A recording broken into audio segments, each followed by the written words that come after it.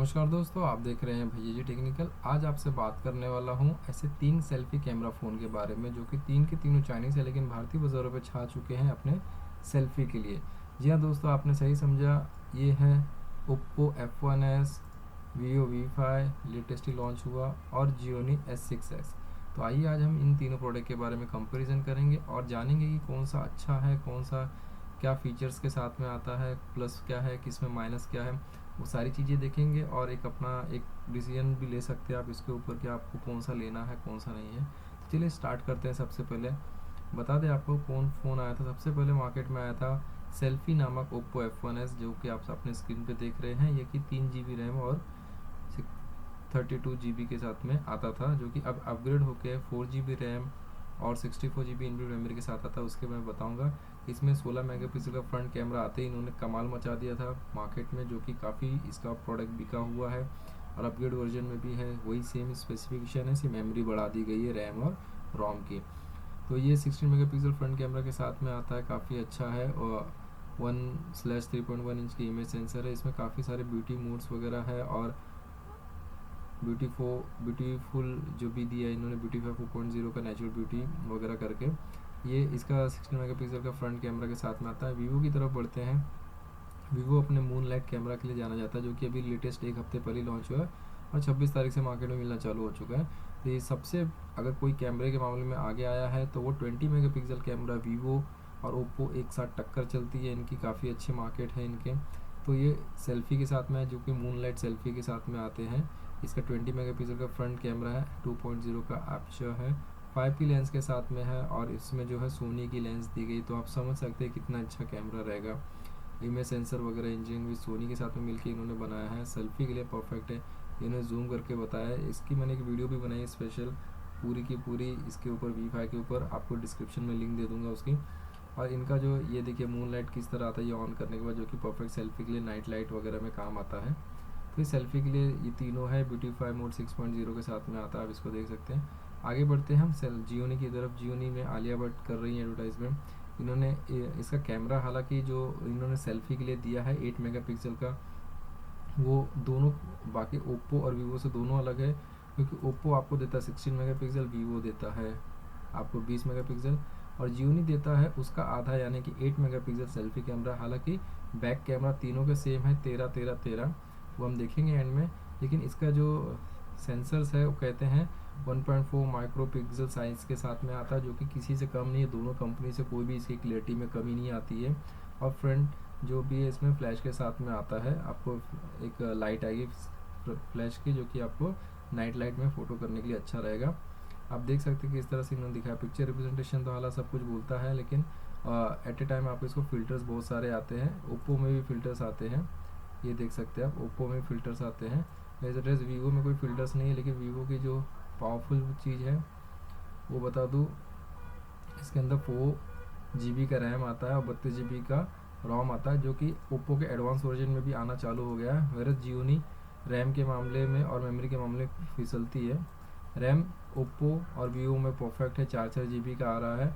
Virus रोम जो है 32 GB का दोनों में है, जियोनी में भी है, V5 में भी है। ओप्पो हालांकि बाजी मार ले गया, अभी कुछ ही दिन पहले इन्होंने एडवांस कर दिया, इन्होंने 64 GB के साथ में भी आने लगा। 2 वेरिएंट हो गए अब इसके।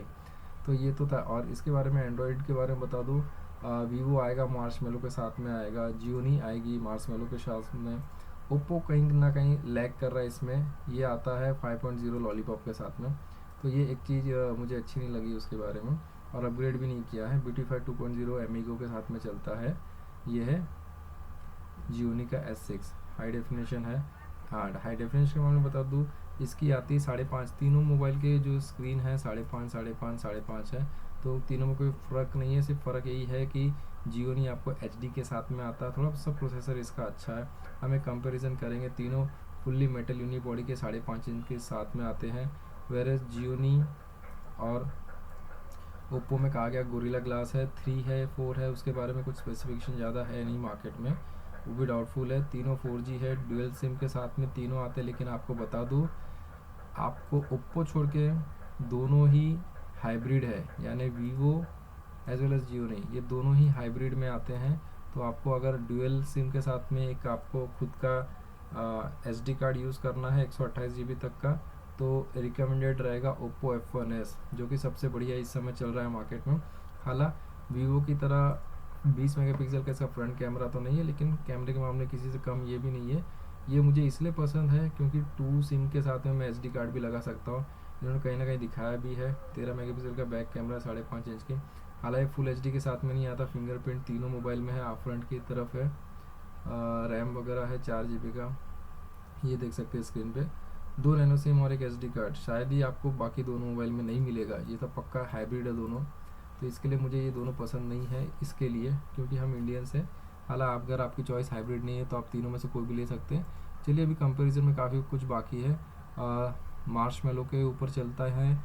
हालांकि ये छोड़ के दोनों मार्शमेलो पे चलते हैं ओप्पो का। ये एंड्रॉयड के 5.0 के ऊपर ही चलता है। ये मुझे एक अच्छी चीज़ नहीं लगी इसके अंदर। और नया जो एडवांस आया उसमें भी इन्होंने कुछ एडवांस नहीं किया, वही है कलर OS इसके ऊपर चलता है, कस्टम UI है।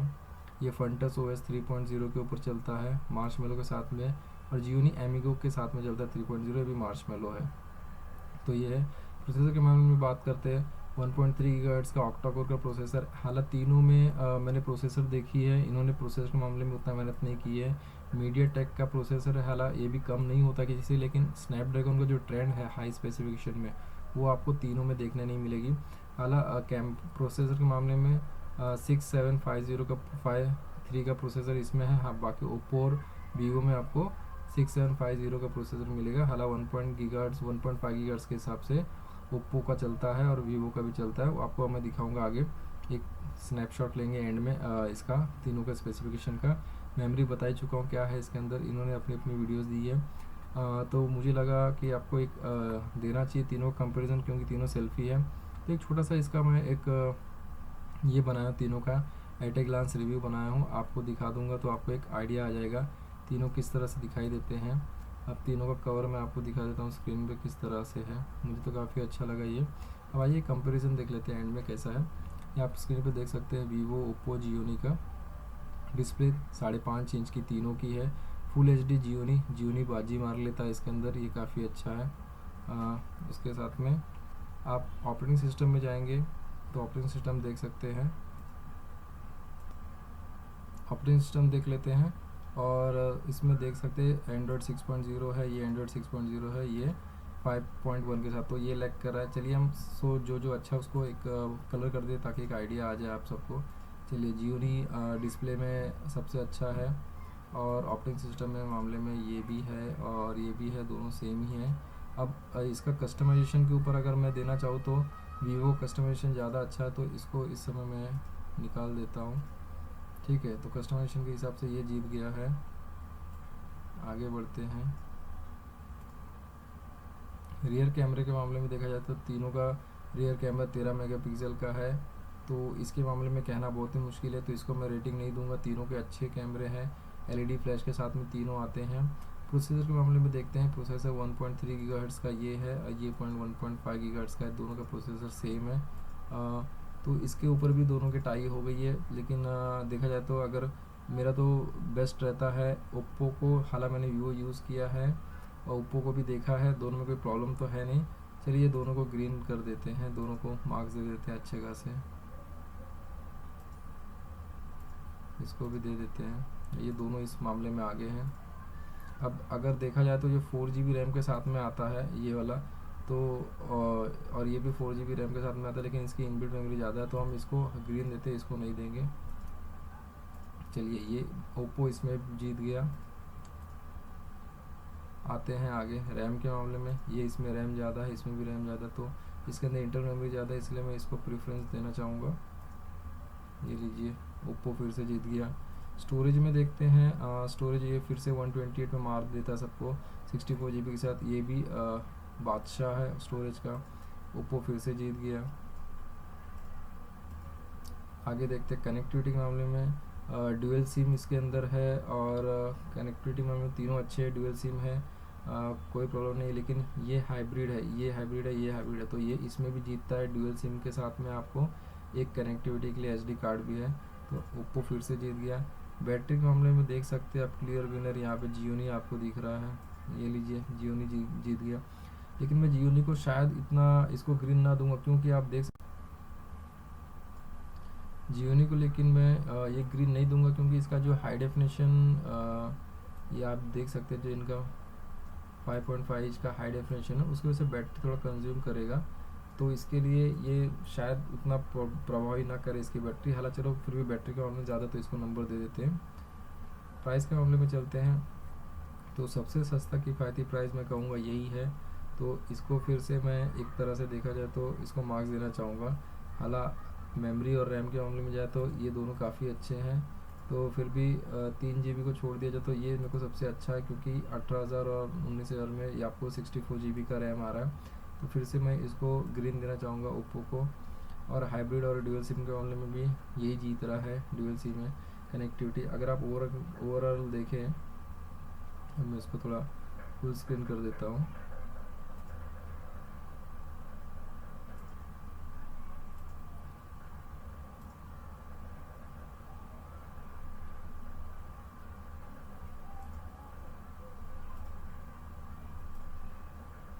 देखिए फुल स्क्रीन देखने के बाद अगर आप देख सकते हैं, सबसे ज़्यादा ग्रीन मिला है किसको, वो देख लेते हैं। वीवो को 1, जियोनी को 1। कैमरे में मैंने शायद नंबर नहीं दिया, फ्रंट कैमरे के देखा जाए 20, तो वीवो यहाँ पे जीतता है।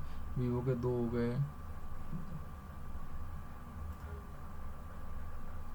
प्रोसेसर बाकी किसी को कुछ नहीं मिला है। और ओप्पो को देखेंगे तो आप 1 2 3 4 5 6 कैटेगरी में ओप्पो जीतता है। तो यदि आप इससे आपको एक क्लियर पिक्चर आ गई होगी कि आपको यदि मोबाइल लेना तो आप कौन सा लेंगे। मेरे हिसाब से मैंने तो पहले ही कहा है कि अगर मुझे मिले तो मैं ओप्पो का एडवांस लूँगा, जो कि 4 GB रैम के साथ में 64 GB इंटरनल मेमोरी के साथ में आता है। कैमरा भी काफ़ी अच्छा है उसका, हालांकि सर्विस वर्विस वगैरह भी काफ़ी अच्छी है। यदि आपको फिर भी तीनों में कोई डाउट है तो आप अपने शॉप पे, नज़दीकी शॉप पे जाइए, क्योंकि मैं कहूँगा तीनों प्रोडक्ट एक से बढ़कर एक है। प्राइस में जाना चाहते तो आप जियोनी ले सकते हैं, सेल्फी के लिए थोड़ा 2000 सस्ता पड़ेगा। मेमोरी में जाना चाहते हो तो ओप्पो F1 लीजिए, और 20 मेगापिक्सल का अगर आप मजा लेना चाहते हो तो वीवो V5 भी ले सकते हैं। तो तीनों एक से बढ़ के एक है, अपने आप में थोड़ी थोड़ी प्लस माइनस तीनों में है। तो आप देख सकते हैं आपका क्या प्रेफरेंस है क्या नहीं है। तो आप ले सकते हैं इसको, तीनों को प्रोडक्ट में मेरा रिकमेंडेशन रहेगा, दुकान पे जाइए आप तीनों प्रोडक्ट को देखिए। हो सकता है कभी कभी लुक देख के भी आदमी फिसल जाता है, तो हो सकता है आपको वो पसंद आ जाए, लुक फील फैक्टर जो भी हैंडी वगैरह है।